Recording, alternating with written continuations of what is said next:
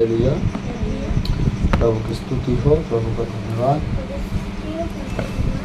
आइए हम प्रभु के वचन में जाएंगे। मेरे साथ आज हम वचन निकालेंगे। सुख की ग्रंथ अध्याय 4 पद संख्या 10 से लेकर 24 तक हम देखेंगे। पेज नंबर 928 है पुराना विधान। स्तोत्र ग्रंथ के जस्ट बाद मिलता है सुख की ग्रंथ। ठीक है, तो मैं आप लोगों के लिए वचन पढ़ूंगा। वचन कहता है, पुत्र सुनो, मेरी बातों पर ध्यान दो और तुम्हारी आयु लंबी होगी।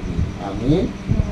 सर्वशक्तिमान महान परमेश्वर पिता, हम आपको धन्यवाद देते हैं सुंदर समय के लिए, सुंदर जीवित वचन के लिए। प्रभु मेरे मुख पर पहराव उठाइए, मेरे होठों के द्वार की रखवाली की जाए। बोलने वाला मैं नहीं, वरन आप स्वयं मुझ में होकर अपने वचनों के द्वारा बातचीत करें। खुदावन मेरी ज़बान को मसा करें, मेरी जीभ को मसा करें। बोलने के लिए परमेश्वर मुझे शब्द दें और अपने वचनों का भेद हम पर प्रकट करें, ताकि उस वचन के अनुसार, उस गहराई के अनुसार प्रभु हम आगे बढ़ सकें जो वचनों के पीछे आपने छुपा के रखा है। प्रभु सारी बातों को आपके चरणों में रखते हैं। प्रभु हम धन्यवाद की बिंदु यीशु के नाम पर मांगते हैं, सुनता दया से आमीन। पुत्र सुनो, मेरी बातों पर ध्यान दो और तुम्हारी आयु लंबी होगी। परमेश्वर का वचन क्या कह रहा है कि अगर आप परमेश्वर के वचन पर ध्यान दो, उसकी बात सुन के उसके अनुसार चलो, परमेश्वर कहता है कि तुम लंबी आयु पाओगे, जल्दी मरने नहीं पाओगे, तुम हर समय बीमार नहीं रहोगे, हर समय तुम्हें अकाली का सामना नहीं करना पड़ेगा। परमेश्वर कह रहे हैं कि तुम लंबी आयु जीवन जियोगे, क्योंकि जब तुम उसकी बात सुनते हो तुम अपने आप में एक जीवन लाते हो। आमीन। क्योंकि जीवन का जल यीशु मसीह है। हाँ, अगर जो उससे पीता है वो कभी प्यासा नहीं रहता है। हाँ? उसने कहा, जो भूखा हो मेरे प्यास आए, जो प्यासा हो मेरे प्यास आए। हालेलुया। मैं तुम्हें प्रज्ञा का मार्ग दिखाता और सन्मार्ग पर ले चलता हूँ। परमेश्वर का वचन कहता है, मैं तुम्हें प्रज्ञा का मार्ग दिखाता हूँ, मैं तुम्हें बुद्धि का मार्ग दिखाता हूँ, मैं तुम्हें ज्ञान विवेक का मार्ग दिखाता हूँ और तुम्हें सही रास्ते पे ले चलता हूँ, सन्मार्ग पे ले चलता हूँ। लेकिन कब? जब उसकी बात आप सुनोगे तब, जब प्रभु कहता है और आप करोगे तब, जब उसके वचन में जो लिखा है उसके अनुसार आप चलोगे तब। आप ऐसे ही परमेश्वर आपको बुद्धि का मार्ग नहीं दे सकता, आपको सही रास्ते पे ऐसे ही ले नहीं जा सकता। आप जब तक उसके वचन के दायरे में आके नहीं जीवन जिएंगे तब तक वो आपके लिए कुछ नहीं कर सकता। जब आप वचन के दायरे में रहेंगे, उसके दायरे में, उसके नियम कानून में रहेंगे, उसके वचनों के अंदर में रहेंगे, और जब उसके वचनों के अंदर में रह के आप चलेंगे तब परमेश्वर कुछ कर सकते हैं, वरना ऐसा नहीं हो सकता कि आप आग छुए और चले ना। हालेलुया। आप पाप के रास्ते पे चले और आपके लिए सब कुछ सही है। हम जब तक पाप के रास्ते पे चले, धोखा खाए, ठोकर खाए, जब प्रभु के पास आए और सरेंडर हुए, गुनाहों को छोड़े, तब प्रभु हमें बचाएं। हालेलुया। वचन कह रहा है, इस शिक्षा को ग्रहण करो। तुम आगे बढ़ोगे तो बाधा नहीं होगी, तुम दौड़ने लगोगे तो ठोकर नहीं खाओगे। परमेश्वर क्या कह रहे हैं? पुत्र सुनो, मेरी बातों पर ध्यान दो और तुम्हारी आयु लंबी होगी। कह रहा है, तुम मेरी बातों पर बस ध्यान दो, तुम मेरी बातों पर बस ध्यान दो। तुम दौड़ोगे तो बाधा नहीं आएगा, तुम बढ़ोगे तो बाधा नहीं आएगा, दौड़ोगे ठोकर नहीं लगेगी। तुम, परमेश्वर कह रहा है, तुम प्रज्ञा पाओगे, तुम सही रास्ते पे चलोगे। लेकिन सिर्फ एक काम है, मेरे मार्ग पर चलो, मेरे कहे हुए वचन के अनुसार जीवन जियो। हालेलुया। हाँ, परमेश्वर कह रहा है, तुम आगे बढ़ोगे तो बाधा न होगी। किस तरह आगे प्रभु? तेरे वचनों में आगे बढ़ने से। और परमेश्वर किस तरह आगे बढ़ना है? खुदाबंद परमेश्वर अपने नौकरी में, अपने काम में, अपने बिजनेस में, अपने पढ़ाई के क्षेत्र में, हाँ, पवित्रताई में, खराई में, अपने माता पिता के साथ, अपनी फैमिली के साथ, अपने ससुराल पक्ष के साथ, हाँ, अपने बिजनेस में, हर जगह जब भी आप आगे बढ़ोगे, परमेश्वर कह रहे हैं कि उसमें कोई बाधा न होगी।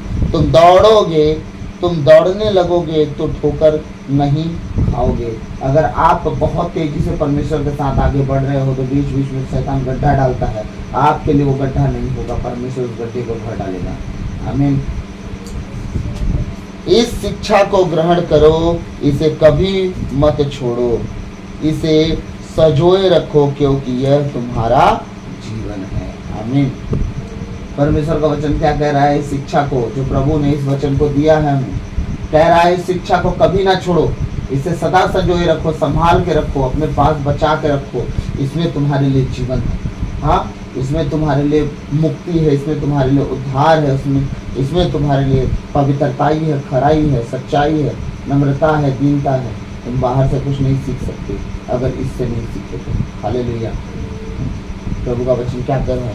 इसी वचन में तुम्हारे लिए वो सारी बातें हैं जो तुम्हें चाहिए, मतलब जीवन। हालेलुया। अब कहानी किसके लिए है? पुत्र के लिए। अब कहानी आ रही है दुष्ट के लिए। पुत्रों के लिए तो सारी बातें आशीष की मिल गई। कौन? पुत्र। कौन है पुत्र? यीशु मसीह के नियम अनुसार चलने वाला, उसके वचन के अनुसार चलने वाला, हाँ, उसके अधीन रहने वाला। लेकिन यहाँ दुष्ट लोग ऐसा नहीं होते। हालेलुया।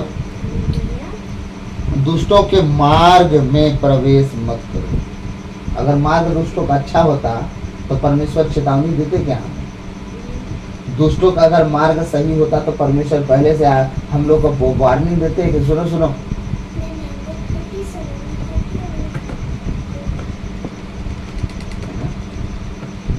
अगर आप दुष्टों के मार्ग पर, अगर सही मार्ग होता दुष्टों का, तो परमेश्वर चेतावनी के साथ मना ना करते कि दुष्टों के मार्ग पर मत चलना बेटा, बिल्कुल चाहे कुछ हो जाए। हाँ, परमेश्वर कह रहा है मेरे पुत्र सुन, दुष्टों के मार्ग में प्रवेश मत करो, कुकर्मियों के पथ पर मत चलो।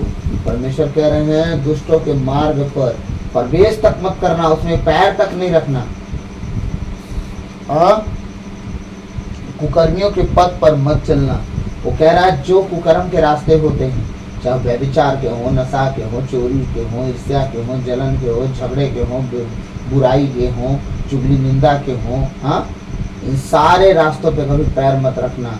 याद रखना, खुदा के साथ सही रीति से सही रास्ते पर कंप्लीटली पैर को रख के, फूक फूक के, अपने परमेश्वर का वचन पढ़ के, उसको सुन के, उसके अनुसार चलना है। हालेलुया। प्रभु का वचन कह रहा है दुष्टों के मार्ग में प्रवेश मत करो, कुकर्मियों के पथ पर मत चलो, उससे दूर रहो, उस पर पैर मत रखो, उससे कतरा कर आगे बढ़ो। अगर तुम्हें लगे कि यहाँ आस पास दुष्टता है और तुम्हें उसी रास्ते के बगल से गुजरना है, परमेश्वर कह रहा है सुनो, उससे कतरा के चलो, लेकिन उस रास्ते पे मत चलो। उससे साइड होके चलो, पर उस रास्ते से मत चलो, क्योंकि वो रास्ता तुम्हें डुबो देगा। क्यों? बुरी संगति अच्छा चाल चलन खराब कर देगी। अगर तुम ऐसी संगति के साथ अगर चलोगे, उस रास्ते पे चलोगे, याद रखना तुम बचोगे नहीं तो फंस जाओगे। हालेलुया। उससे दूर रहो, उस पर पैर मत रखो, उस रास्ते के पास अटक। देखिए होता क्या है, कभी कभी हम ऐसे लोगों के बीच में उठना बैठना कर जाते हैं जो प्रभु को नहीं जानते। तो होता क्या है असल में, जब प्रभु को नहीं जानते तो अपना वास्तविकता, अपना स्वभाव, अपना स्वरूप जो उनके अंदर है, वो कहीं ना कहीं आपके अंदर वो अनजाने में जाने में भेज ही देते हैं। कैसे? सब इनडायरेक्टली होता है। आप प्रभु को जानते हो, वो नहीं जानते, लेकिन उनके अंदर इतनी नेगेटिविटी है कि कहीं ना कहीं आपकी दुआओं में, आपकी प्रार्थनाओं में कमजोरी लाना शुरू कर देते हैं। हालेलुया। वो टांग पकड़ पकड़ कर खींचना शुरू कर देते हैं। इसीलिए परमेश्वर कह रहा है ऐसे लोगों की संगति, ऐसे लोगों के साथ उठना बैठना बिल्कुल ना करो, जो खुदा को नहीं जानते, जो दुआ प्रार्थना नहीं करते, जो उन्हें पता ही नहीं कि प्रार्थना दुआ का मतलब क्या है। ऐसे लोगों के साथ बिल्कुल संगति मत रखना, उनके साथ लगातार तुम्हारा उठना बैठना चलना फिरना रहे और कल के दिन तुम ठोकर खाओ, धक्का खाओ और तुम्हारे लिए नुकसान। हालेलुया। वचन कह रहा है वे पाप किए बिना सोने नहीं जाते। क्या नहीं करते? वो बिना पाप करे और रात में सोने नहीं जाते, दिन में सोने नहीं जाते, जब भी सोने जाते हैं पाप करके ही सोने जाते हैं। और इसका मतलब अगर वो किसी रीति से पाप नहीं किए तो मन में विचार में सोच के पाप करते हैं, बिस्तर में लेट के सोचते रहते हैं और पाप सोचते रहते हैं। याद रखना, वो अपने दिमाग में गढ़ते भी हैं तो पाप ही गढ़ते हैं, अपने मन विचारों में गढ़ते भी हैं तो बुराई की बातें गढ़ते हैं कि कल हम सो के उठेंगे तो ऐसा करेंगे, परसों सो के उठेंगे तो हम ऐसा करेंगे, वो हम उसको फंसाएंगे, उसको लूटेंगे, उसको ठगेंगे, उससे लेंगे, उसको देंगे। ये सारी बातें दुष्टों के मन में चलते रहती है बिस्तर में लेटे लेटे। हालेलुया। वे पाप के बिना सोने नहीं जाते, यदि उन्होंने किसी को पथ भ्रष्ट नहीं किया तो उन्हें नींद नहीं आती। वचन कह रहा है जब तक वो किसी को रास्ते से नहीं भटकाते, कौन लोग? दुष्ट लोग। जब तक वो किसी को रास्ते से नहीं भटका देते, जिस रास्ते पे आप चल रहे हो, जो खुदा का रास्ता है, सही रास्ता में आप चल रहे हो, जब तक वो किसी को रास्ते से नहीं भटका लेते, तब तक उन्हें रात में नींद तक नहीं आती।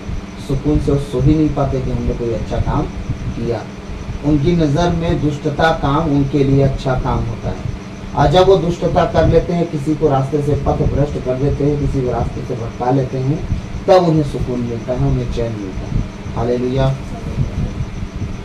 वे अधर्म की रोटी खाते और हिंसा की मदिरा पीते हैं। बाबा रे, वो धर्म की नहीं, अधर्म की रोटी खाते हैं और झगड़ा का मदिरा पीते हैं, हिंसा का, जलन का, क्रोध का, लड़ाई का। हाँ, मदिरा मतलब उसकी शराब पीते हैं, उन्हें बिना लड़े झगड़े चैन ही नहीं पड़ता। दुष्ट लोगों की बात हो रही है। हाँ, वो बिना झगड़ा करे न उन्हें चैन मिलता है और ना ही उनको सुकून मिलता है। बिना अधर्म किए, बिना चोरी, बेईमानी, झूठ, बुराई बिना करे उन्हें भोजन करने का मन नहीं करता, उन्हें उनकी रोटी तक नहीं पचती। समझ लीजिए। हालेलुया। रोटी नहीं पचेगी तभी ना नहीं खाते हैं। हाँ, वे अधर्म की रोटी खाते हैं। हाँ, और जब भी बुराई करेंगे तभी खाना खाएंगे। ये सब उनका काम है, किसका? दुष्ट का। और जब तक वो बुराई काम करना ले, उसे सुकून नहीं मिलेगा। हालेलुया। अब धर्मियों के विषय देखते हैं। धर्मियों का मार्ग प्रभात के प्रकाश जैसा है। कैसा है? सुबह जब दिन उगता है तो अंधेरे को खत्म कर देता है और वो प्रकाश पूरे अंधेरे पर जय पा जाता है और वो प्रकाश धरती पर उजाला लेके आ जाता है। प्रभात सवेरे सवेरे वाला। हाँ, और धरती को सब तरफ से उजाला कर देता है और रात का सारा मतलब कोप जो था अंधकार का, वो खत्म हो जाता है। परमेश्वर कह रहा है धर्मियों का मार्ग प्रभात के प्रकाश जैसा है, जो दोपहर तक क्रमशः बढ़ता जाता है। आमीन।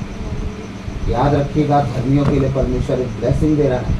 वो कह रहा है तुम्हारा जीवन ऐसा होगा कि जिस तरह सूरज उगता है और उसका प्रकाश धरती पर चमकता है और दोपहर तक उसका तेज बढ़ते जाता है, तुम्हारा जीवन भी ऐसा ही होगा।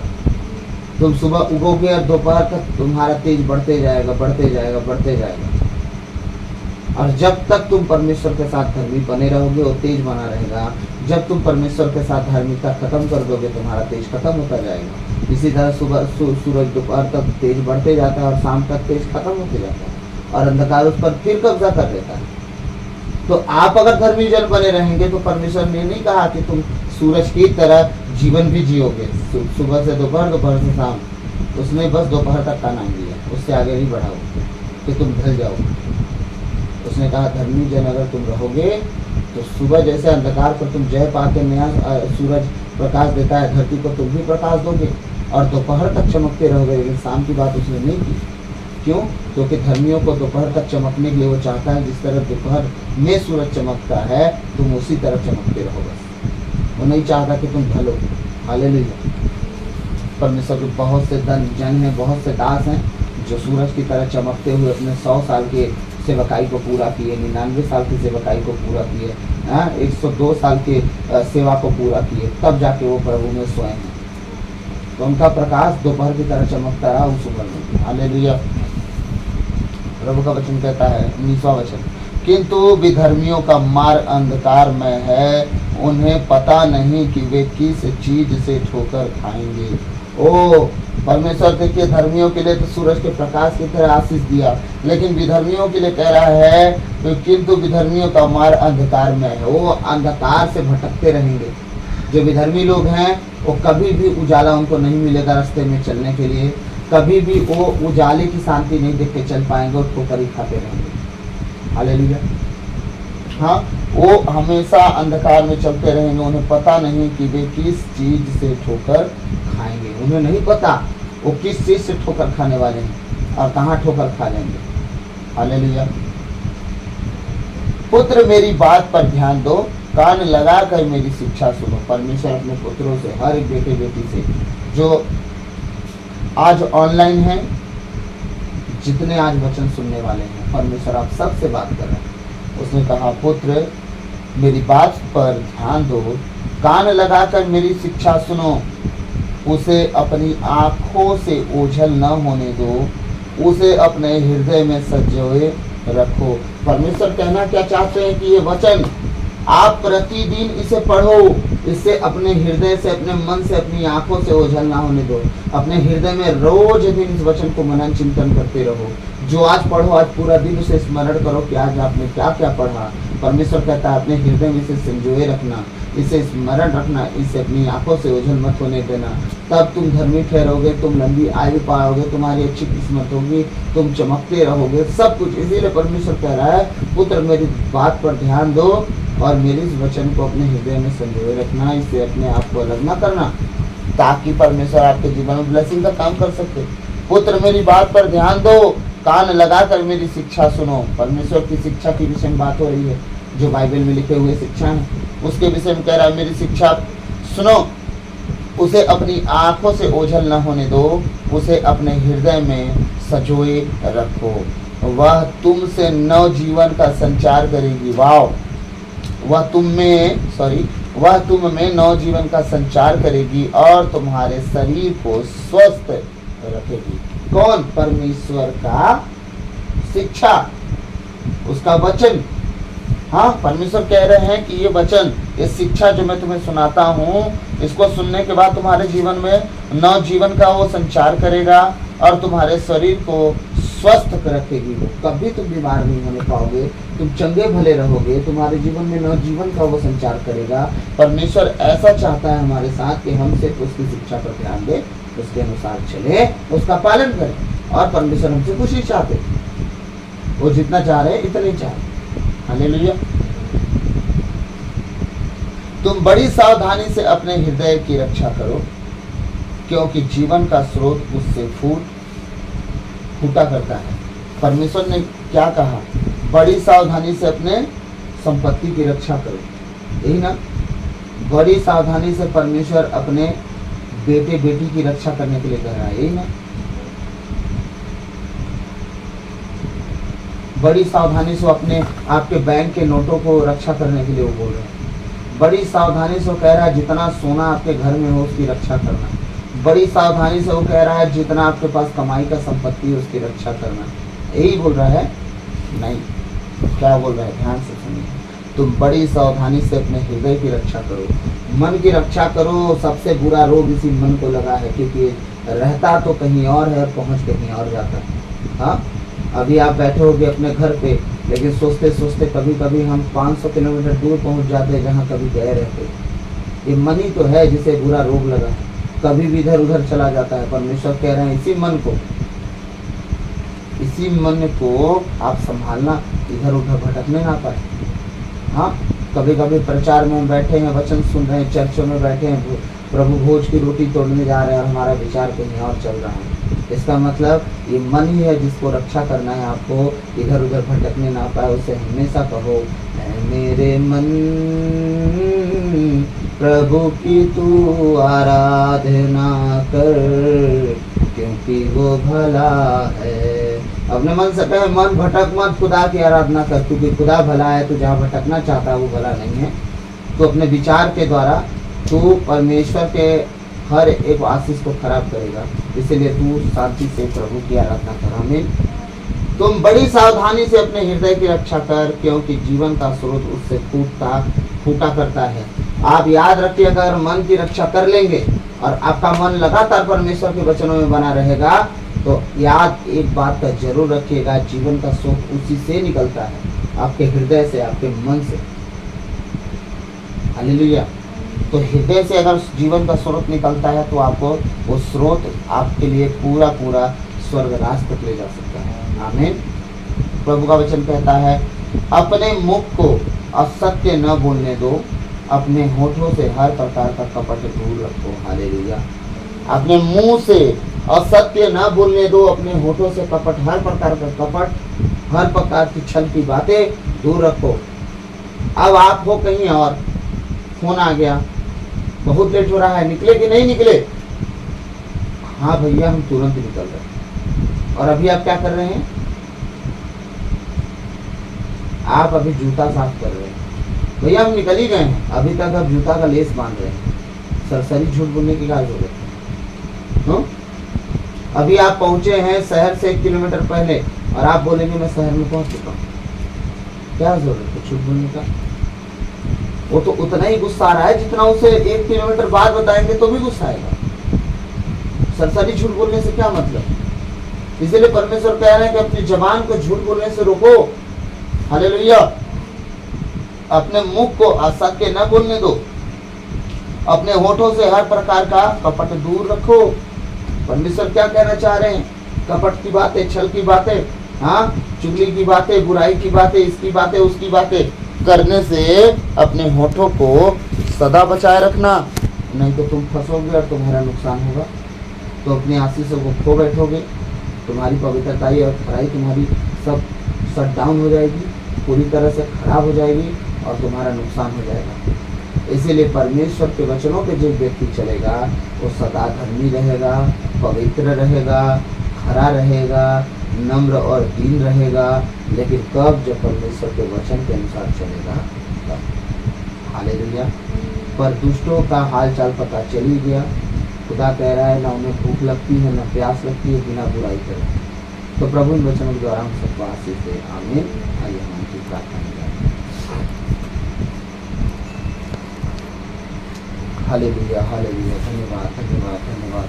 हे पिता परमेश्वर, पवित्र आत्मा, प्रभु यीशु मसीह, हम आपकी स्तुति, आराधना, प्रशंसा, बड़ाई करते हैं पिता, आपकी जय जयकार करते हैं प्रभु। आपको धन्य धन्य धन्य कहते, राजाओं के राजा, प्रभुओं के प्रभु, प्रभु यीशु मसीह, किसी रात के लिए, आज के दिन के लिए, शाम रात के लिए पिता हम धन्यवाद देते हैं कि आपने अब तक हमें जीवित, सुरक्षित और अचानक मरण से बचाया, हर अप्रिय घटना से, हर दुर्घटना से, हर एक्सीडेंट महामारी से बचाया, उसके लिए धन्यवाद पिता। आज तक जो भी हमसे मन वचन कर्म से अपना कर्तव्य पूरा न करने जन से पाप गुनाह हुआ हो, इसके लिए हमें क्षमा कीजिए, दया कीजिए, कृपा कीजिए, हमें दंड ना दीजिए, हमारे कर गुनाह अपराध क्षमा कीजिए, ताकि हम आपके कहे अनुसार जीवन जिए, पाप गुनाह से दूर रह पड़ता और टाइम चल सके। इस घर को, अपने आप को, अपनी पत्नी बेटी को प्रभु तेरे हाथों में देता हूँ। प्रभु अपने लहू में छुपा कवर सील कर पवित्रता और खराई में जीना, चलना, उठना, बैठना सीखना।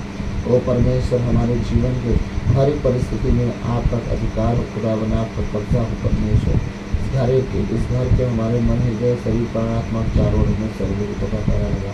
कोई दुष्ट कृत्य या दुष्ट की बातें, दुष्ट अगर हमारे जीवन, शरीर, प्राण, आत्मा, मन, विचार में काम ना करने का तेरे बेटे बेटियों के लिए मैं प्रार्थना करता हूँ। अपने लहू में छुपा, मसा कर, कवर सील कर खुदावन प्रभु, उनके चारों ओर स्वर्गदूतों का छावनी दे परमेश्वर। तूने कहा अपने भक्तों के चारों ओर स्वर्गदूतों का मैं छावनी देता हूँ। पिता मैं प्रार्थना करता हूँ जितने सुनने वाले हैं खुदावन, उन सबके जीवन के लिए मैं प्रार्थना करता हूँ। उनके शरीर, प्राण, आत्मा के लिए, उनके मन, विचारों के लिए, उनके खत्ते भंडार के लिए, उनके कमाई के जरिए के लिए, उनके बेटे बेटी, माता पिता, घर परिवार के लिए मैं प्रार्थना करता हूँ। उनका नियंत्रण तू दे खुदावन, सब कुछ सहूलियत से हो और तेरी इच्छा उनके जीवन में पूरी हो, जो तू चाहता उनके लिए होने पाए यीशु मसीह के नाम से। खुदावन मैं तेरे धन्यवाद धन्यवाद धन्यवाद देता हूँ राजा। हालेलुया। ओ प्रभु आपकी तारीफ और महिमा हो, प्रशंसा हो, आपकी बड़ाई हो, आपकी जय जयकार हो। खुदावन सारी बातों को आपके चरणों में रखते हुए विनती यीशु के नाम पर अब्बा पिता आपसे मांगते हैं, सुनिए और दया से ग्रहण कीजिए। आमीन। धन्यवाद यीशु, धन्यवाद यीशु। हालेलुया, हालेलुया, हालेलुया, हालेलुया, हालेलुया, हालेलुया, हालेलुया, हालेलुया। धन्यवाद, धन्यवाद, धन्यवाद यीशु। हालेलुया, हालेलुया। प्रभु आपकी स्तुति हो, आपकी महिमा हो, प्रशंसा हो, बड़ाई हो, आपकी जय जयकार हो। प्रभु आपको धन्य धन्य धन्य कहते, राजाओं के राजा, प्रभुओं के प्रभु, प्रभु यीशु मसीह। सारी बातों को आपके चरणों में रखते हुए यीशु के नाम मांगते हैं। आमीन। हालेलुया। धन्यवाद, धन्यवाद, धन्यवाद। प्रभु की विनती, हे पिता हमारे, तू जो स्वर्ग में है, तेरा नाम पवित्र किया जावे, तेरा राज्य आवे, तेरी इच्छा जैसे स्वर्ग में है वैसे इस पृथ्वी पर भी पूरी हो गई। हमारा प्रतिदिन का आहार आज हमें दे और हमारे अपराधों में क्षमा कर, जैसे हम भी अपने अपराधियों को क्षमा करते हैं। और हमें परीक्षा में न डाल दे, परंतु बुराई से बचा, क्योंकि राज और ताकत और महिमा सदा तेरी ही है। आमीन। उसका चिन्ह पिता पुत्र पवित्र आत्मा के नाम पर। जय यीशु। सबको जय Yeshu. God bless you all. प्रभु बहुत आयत से आशीष दे आप सबको। आप प्रभु बने रहें, आप बचे, आपका घराना बचाया जाए। तो जो बातें आपके समझ में नहीं आएंगी पक्का हमें कमेंट में लिखिएगा, और कोई सवाल जवाब होगा तो भी लिखिएगा, हम कमेंट पढ़ के आपके सवाल का जवाब देने की पूरी कोशिश करेंगे। और जो भूल चूक हुई हो उसे क्षमा करें। तो प्रभु आप सबको आशीष दे। वचन को शेयर कीजिए और परमेश्वर के वचन को और लोगों तक बांटिए, ताकि सही और गलत में उन्हें समझ में आते रहे इसी बहाने। तो प्रभु आप सबको आशीष दे। सबों को जय यीशु।